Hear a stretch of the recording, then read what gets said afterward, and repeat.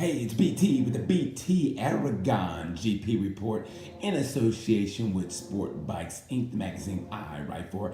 Take a peek and read if you want to. Anyway, let's get right to it. Moto 3. You know what? I hate saying this, but those kids had to learn a lesson. They had to learn. They had to learn a lesson. They didn't get it. They're hard headed, as my mama would say. They're hard headed, and they had to learn a lesson about going out and just lollygagging around the whole track, playing grab ass, like my football coach would say. And they paid the price. Granted, I thought that you should tell somebody before they go into warm-up practice, like, oh, by the way, you're starting from way back there. Yeah, I know you qualified here, but you're starting way back there. Yeah, you know where the pit is? Yeah, you know where the pit is? Yeah, you're starting from there. I think they should have told them the night before instead of like me having to find out during warm-up practice. I think they should have told them the night before. I don't know about you, but anyway, they had to learn a lesson. Good for race direction, but the entire, it just shows you how badass Jorge Martin is. He didn't get penalized, and he did what you had to do. He capitalized on their misfortune. He capitalized on their misfortune. They just started from way back there, and what he do? He didn't need anybody. He went out basically by himself. He went out with Fabio Di Antonio, obviously, but he still got the pole by himself. He's a one, as Mick from Rocky would say, he's a one-man wrecking machine, Rock. He's a one-man wrecking machine. He's hungry. He wants the title. And that's what he did. He wants the title. You got to give it to him. But also, let me tell you something. Marco Bezzecchi, where he's come from and where he's at now, that kid did what he had to do. He and Bastianini, I think it's a little too much, a little too late for them to come back and get the championship, but anything can happen. But props to Bezzecchi. Bezzecchi did what he had to do. He lost some points, but he finished second. He had to either win it or get second, and that's what he did. So he's still within striking distance. Anything can happen. We have 5 more races left. We have the flyaways. Nobody talks about the flyaways. The flyaways make the title. They really do. Remember when Vinales, I think in 2013, when Vinales was basically, remember he quit on the team, and I think because he signed the contract, they were like, your ass better come back, otherwise we're gonna sue you. And he's like, I'm sorry. And he came back and he won the title that year.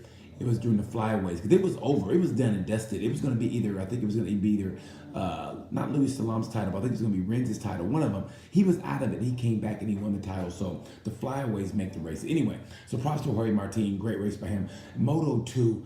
Brad Binder is so underrated. You know, that guy's like ketchup. You know, you just take ketchup for granted. Like, you know, you got the French fries, put ketchup on it. You got a dry ass sandwich, you go and put some ketchup on it. He is underrated. You just take him for granted. He's third in the championship. Granted, he's like 100 points behind, almost 100 points behind. But he's still third in the championship. And what he did, he stalked Alex Marquez. Man, I feel for Alex Marquez. That guy does what it takes. It was at basically his home track, doing what he had to do, and he still couldn't get a podium. He led the race. I feel for the guy, but Brad Binder ain't afraid to scrap. You saw he and Marquez, he and Big Naya ran into each other. He ain't afraid to scrap. But let me tell you something. Brad Binder is underrated. I want to see him. I think he could win the Moto 2 title. That guy is good. He's underrated. He's always finishing the point. You just don't hear about him. He's like kind of blase, kind of like, oh yeah, Brad Binder. Brad Binder is the shit. And I'm gonna tell you something. Also, Pekka Bagnaia is the second coming of Jorge Lorenzo without all the bitching. Like, he's so smooth. He rarely made. When's the last time you seen Bagnaia pitch it? Hello. When every time he's crashed. He's methodical in his approach, and he's just. Pekka Bagnaia is the second coming of Jorge Lorenzo. He's so damn smooth. He actually might be like Rossi. He's so smooth that he will get you, and he will hunt you down, and he will just make you make mistakes. Pekka Bagnaia is beautiful to watch. He really is. He's like a sunset in the ocean, man. Like, just beautiful to watch. Like, oh. What are you watching? Pekka. Great job by Pekka Bagnaia. Oliveira claimed back some points. It's still going to be between he and Oliveira. I'm going to say Pekka's going to win the championship. When Binder's the outside shot, but those two would have to just crumble like Humpty Dumpty, and I don't think they're going to have that big fall. So let's move to Moto GP. We all know the race. The race was great. How great was it to see Iannone back in it?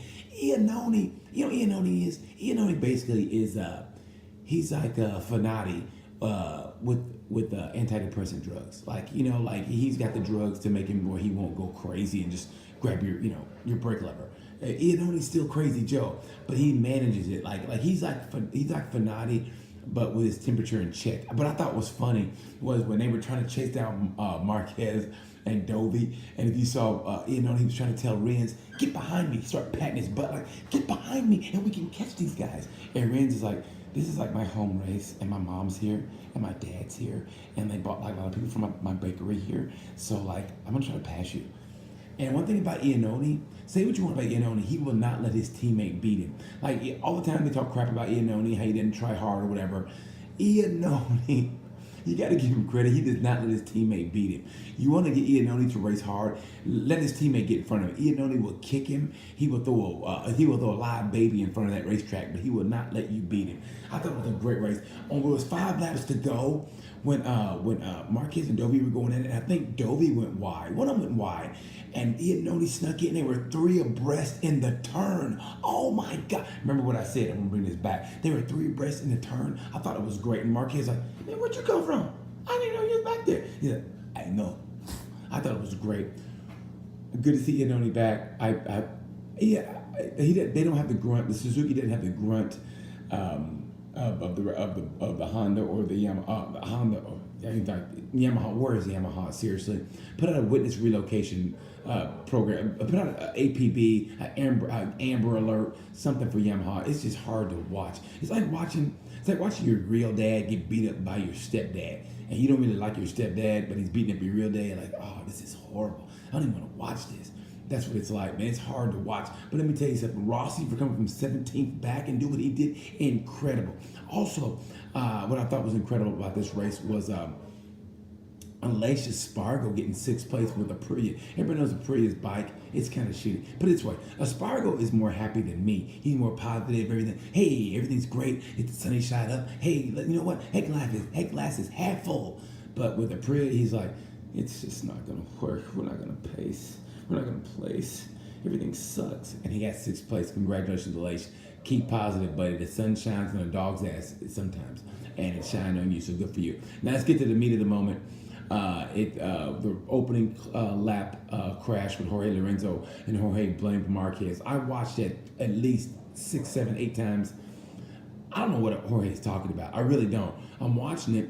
Marquez is on the outside. If you watch it, Marquez beats Dovey. Okay, he takes the inside route, but he had to go outside. And he said, look, Jorge said that Mark ran him wide. He saw me and he ran him wide.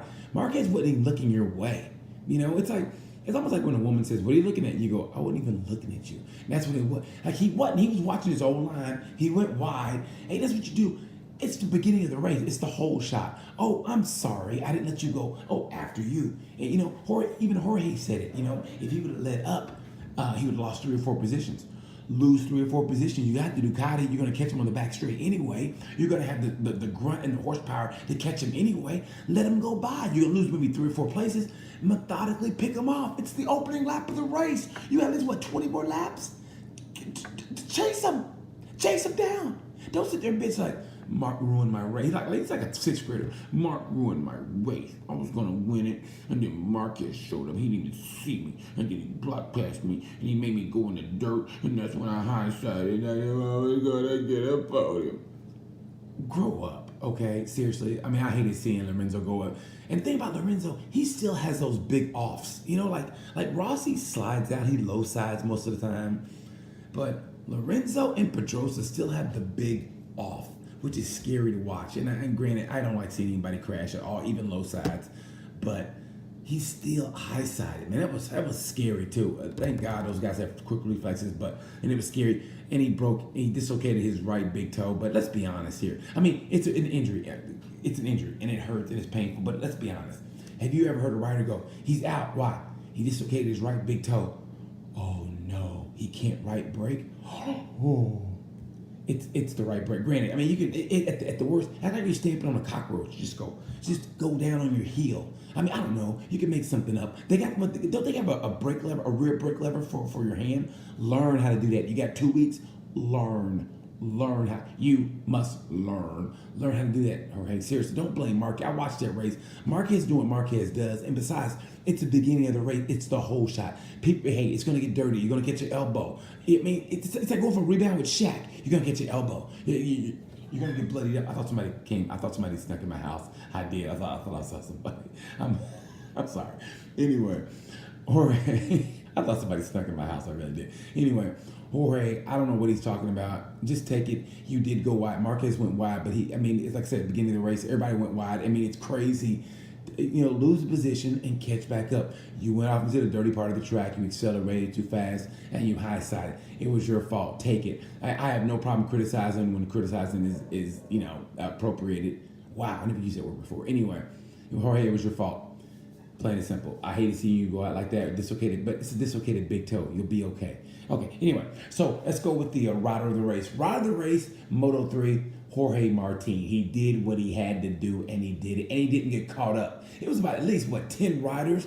10 riders that had to go, but they were penalized for being on the race line, just lollygagging. Hey, even Vinales and Morbidelli, I guess they were talking about, hey, man, nice fro. And Morbidelli's like, really, you like it? Yeah, kind of, you know. And Bradley Smith was coming up, and he could have crashed into him. That was very scary. They were going half his speed, very scary. So I'm glad they got penalized. I hate seeing people get penalized, but you have to. What are you doing, bro? It's motorcycle racing. You get killed out there. So I'm glad Race Direction did penalize those guys. But right of the race for Moto 3, Jorge Martin. Moto 2, gotta give it to Brad Binder, man. Brad Binder, he did the damn thing, and he wasn't afraid to get dirty, man. Brad got dirty. He a couple uppercuts. He bloodied some noses. Good for Brad Binder. Moto GP rider of the race. It's a tie. I'm gonna give it to Alicia Spargo for getting sixth, especially with that bike with no horsepower. I mean, seriously, I have more horsepower than that bike. No, just me, not my bike. Me, I got more horsepower than that bike. And Valentino Rossi coming from 17th to finish 9th. Man, tell me what you want about Rossi. He still knows how to race a bike. Anyway, thanks for watching, guys. Hope you enjoyed it. Instagram, Twitter, Funnyman6869. That's Funnyman6869. YouTube channel, Funnyman6869. Until then, you know the word.